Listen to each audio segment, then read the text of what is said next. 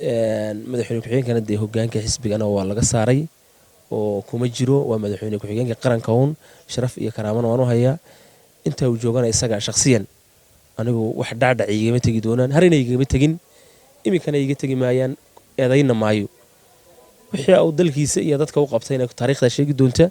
siyaasi Roble Muuse Xoosh hore uga tirsanaa xisbiga muxaafidka ee Kulmiye oo dhawaan sheegay inuu ku biiray xisbiga mucaaridka ee Wadani oo maanta wareysi khaas ah siinaya telefishinka Badda Cas 24 TV ayaa ugu horreyn waxa uu ka hadlay waxyaabaha ku kalifay inuu ku biiro xisbiga mucaaridka ee Wadani ayaa waxa uu yidhi hadda waqtigani waxay u muuqataa oo igu kalifay inaan siyaasadaydiina sii horumariyo halka aan ka sii horumarinayo isleeyahay hankaaga uu ka meel mari karaana waxa weeyaan xisbiga Wadani baan u arkaa maanta. taasaa igu kaliftay, taasaanan rabaa inaan siyaasadayda halkaas iminka saan isleeyahay dee ii muuqata inaan deegaanadeena ka horumarin karo, siyaasaddaydana aan hankaygana aan ka iibin karo, waxna aan ka qabo siyaasadda maanta dawlad maxaan ku dhahaa dalka ka jirtana waa xisbi weyn oo mustaqbal leh, berrina insha allahu aan isleenahay ugu guuleysan talada dalka. bulshada siyaasadda falaqeynaysa inta badan waxay sheegayaan maadaama uu kaadirintii ugu waaweynaa xisbiga Kulmiye ahaa xildhibaan hore Roble waqtigan uu ku biiray Wadani horena isku dhinaca deegaan ahaan isku dhowdihiin madaxweyne ku-xigeenkan Cabdiraxmaan Saylici ay isku dhowdihiin isku siyaasadna ahaydeen. waqti hadarkan maxaa keenay inaad ku hoos baxdo siyaasadii Saylici oo ku qacan hadiso xisbi mucaarada? horta madaxweyne ku-xigeenka Cabdiraxmaan Saylici madaxweyne ku-xigeenka sharaf baan u hayaa, challenge-na kuma yihi siyaasaddiisa oo nin hadda maxaan ku dhahay isaga wax xumaan oo shakhsiyan naga dhaxaysaanay ma jirto. rag tolayno nahay deegaanka ka soo wada jeeda, run ahaantiina waan la soo shaqeeyey, isagoo mucaaradana waan la soo shaqeeyey, isagoo muxaafida 2 jeerna waan la soo shaqeeyey. waxaan la qaban karayay waad la qabatay baan isleeyahay. haddana isaga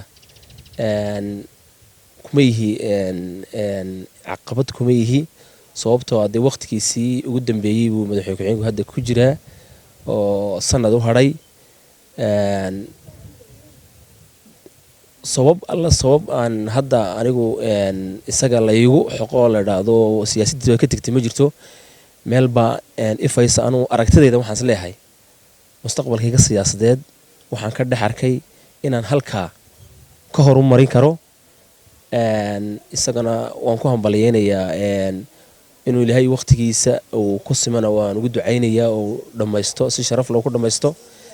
waxaan u arkaa kuwa sidaas leh inay dad badan oo aan la jecel ka qabin siyaasadda inay yihiin kuwa sidaas lihi iyo dad dhawaan nagu soo dee aragti.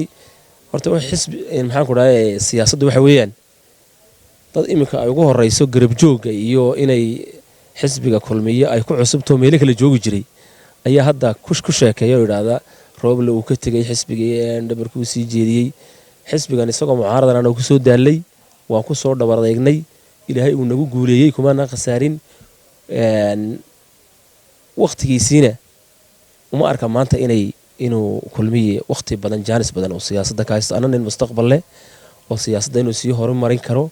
waxaan u arkay aragtidayda weyn waxaan ku sheegayaa deegaanadayda mustaqbalkooda iyo aragtidayda siyaasadeedba waxaan isleeyahay xisbiga bulshaweynta iyo bahweynta Somaliland dhammaanteed ay iskugu tagtay ayaan isleeyahay waad halkaasaad ummadda wax uga qaban kartaa, halkaasaad adiguna kasii gudbi kartaa. meel aan arkayno inay sii socoto. madaxweyne ku-xigeenkana dee hogaanka xisbigana waa laga saaray oo kuma jiro, waa madaxweyne ku-xigeenka qaranka uun sharaf iyo karaamana waan u hayaa. inta uu joogana isaga shakhsiyan anigu wax dhacdhac igama tegi doonaan, harina igama tegin, iminkana iga tegi maayaan, eedayna maayo. wixii uu dalkiisa iyo dadka u qabtayna taariikhda sheegi doonta. waqtigiisana ilaahay kugu siman leeyahay. aniguse waxaan isleeyahay ma arko maanta meel Kulmiye aan ku sii dugsado oon sii dul fadhi karo.